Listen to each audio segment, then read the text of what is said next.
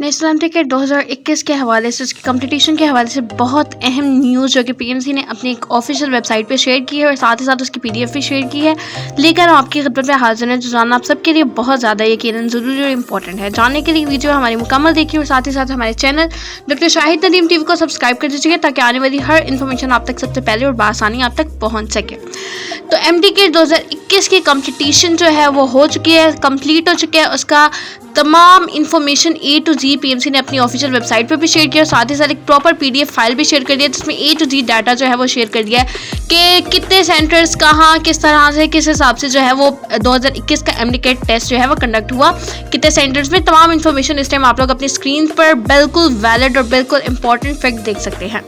National एमटीकेट जो Pakistan medical हवाले से कमीशन के हवाले से अनाउंस की गई, उन्होंने कहा है कि 2021 का जो एमटीकेट टेस्ट है उसकी कंप्लीटेशन हो गई है, वो कंप्लीट हो गया, मुकम्मल हो गया। और इस सिलसिले में उन्होंने कहा कि the medical and dental council during its meeting held on 2 अक्टूबर 2021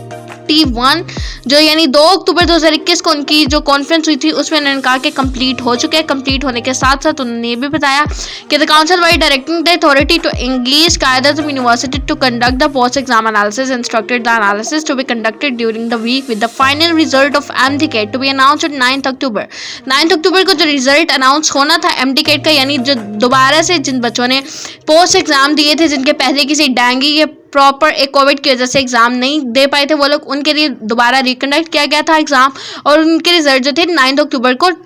जो थे वो अनाउंस होने थे, वो अनाउंस कर दिए गए हैं। और साथ ही साथ उन्होंने ये भी बताया कि उसके एनालिसिस की जो रिपोर्ट उसमें कायद-ए-आज़म यूनिवर्सिटी जो कि इस्लामाबाद में है, उसके जो इंस्ट्रक्टर या वाइस प्रिंसिपल या वाइस प्रेसिडेंट या जिनको हम वाइस चांसलर भी कह सकते हैं, उन्होंने उसकी जो रिपोर्ट थी उसकी इंस्ट्रक्शन में उसकी मदद की। उसके बाद उन्होंने मजीद ये भी बताया कि the council reiterated the as per international standards question bank was created experts. बहुत से ऐसे एक्सपर्ट्स दिए गए थे जिन्होंने क्वेश्चन बैंक्स जो थे वो जो प्रिपेयर किए थे। अगर आप समझ रहे हैं कि सिर्फ पाकिस्तान से था, बल्कि पाकिस्तान से नहीं बल्कि इंटरनेशनल लेवल पे जो था वो ये प्रिपेयर करवाया गया टेस्ट और उसके लिए इंटरनेशनल जो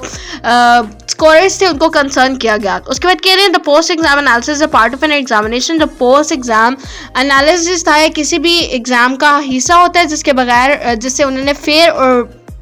रिजल्ट्स जो थे वो अनाउंस कर दिए। और इसके बाद मजीद उनका कहना गया है ये है कि the council noted the students should be patient and await the final result, के स्टूडेंट्स को पेशेंट होना चाहिए और फाइनल रिजल्ट्स का वेट करना चाहिए। This was all for today, thank you so much.